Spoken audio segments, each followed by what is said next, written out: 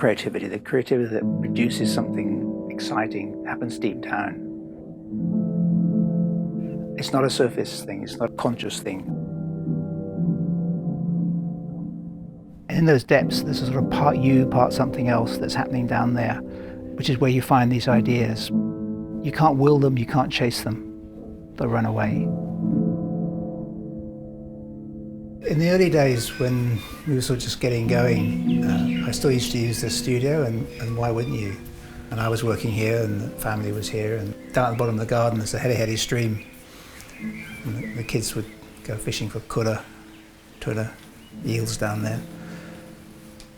And it's kind of out of that environment that this range of lights grew. And the first ones made here by hand on the bandsaw, cutting things out. No CNC in those days, it was all experimental. I called it Kōura because, you know, when they're curled up, they've got this kind of shape, which is kind of like that. And also the hinaki traps that you catch kōura in sort of are woven like this. It's almost like the idea is like a bit of clay that you're sort of moulding and forming into shape. You can't will creativity to happen. It comes to you if you're in the right state, in the right situation, and that's down in those depths. And then you take the idea and then you've got to work on it, and that's a whole nother story. I'm always drawing, just sort of ideas, getting a very rough sort of sketch. What does it look like? Is it better like this?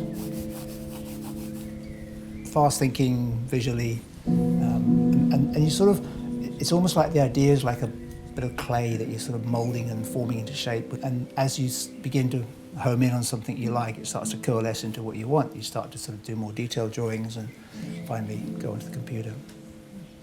So this is Kōura Mark I. This is how we first made them. Every strip is different, which caused problems because if you break one, you've got to run a whole new set.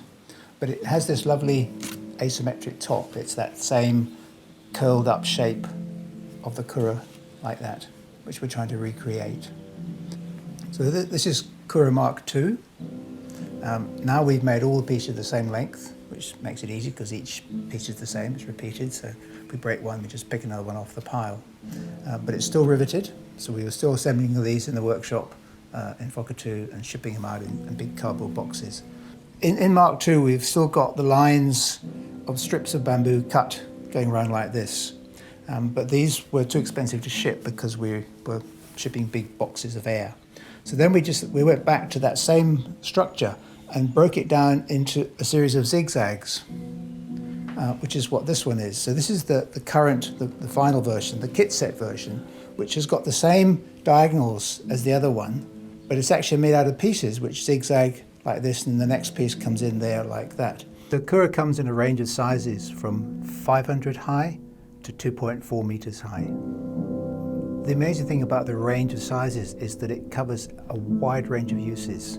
So the little one could be in a kid's bedroom, the big one could be in a massive hall, bank, foyer, restaurant, and in between, whatever you like. So we have this great range of sizes which have an adaptable use where they can go.